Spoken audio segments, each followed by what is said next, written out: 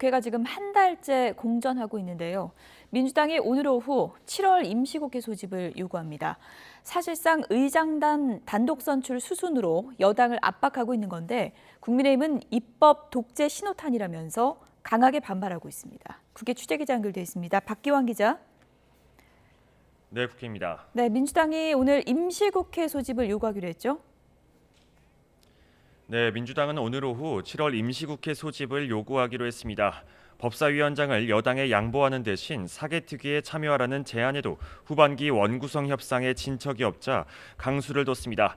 의장단 선출은 물론 상임위 구성도 단독으로 진행할 수 있다. 이런 압박의 메시지를 여당에 던진 것으로 보입니다.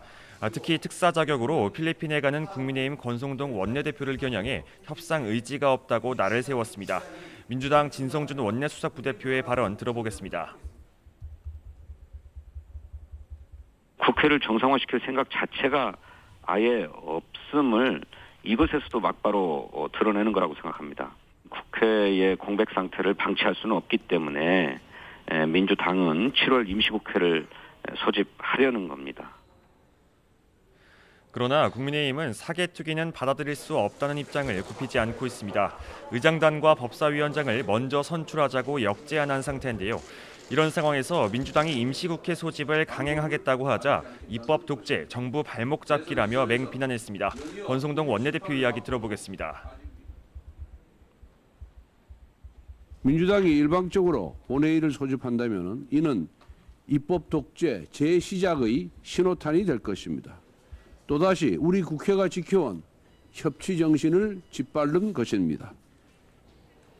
네, 원구성 협상 신경전이 계속되고 있는 여야 움직임 알아봤는데요. 지금 서해 공무원 피격 사건을 두고도 공방이 치열하죠?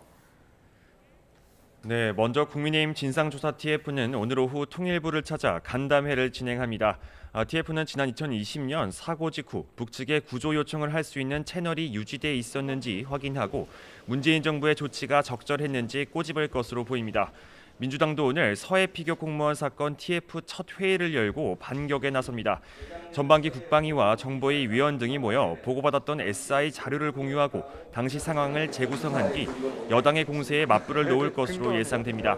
또 유족 측이 요구한 대통령 기록물 공개 여부도 TF에서 검토할 계획입니다. 네, 경제 위기 속에 여야 각각 민생 행보에도 박차를 가하고 있는데요. 일정이 어떻게 됩니까? 네, 여야는 특히 고물가, 고금리 상황을 점검하고 대책 마련에 나섰습니다. 먼저 국민의힘은 오늘 물가안정특위 회의에서 한국은행과 금융위, 금감원 간부들을 불러 물가 상황을 보고받고 관련 대책을 논의합니다. 특히 윤석열 대통령이 강조했던 반도체 산업 강화 특위가 처음 개최됐는데 민주당 출신인 무소속 양양자 의원이 어떤 발언을 내놓을지 주목됩니다. 민주당도 당 차원에서 중점을 둔 경제위기 대응특별위원회가 본격 가동됩니다. 또 우상호 비대위원장은 중소기업 납품단가 연동제를 위한 현장 간담회를, 박홍근 원내대표는 가계부채 관련 금융위원회 간담회를 연이어 진행합니다.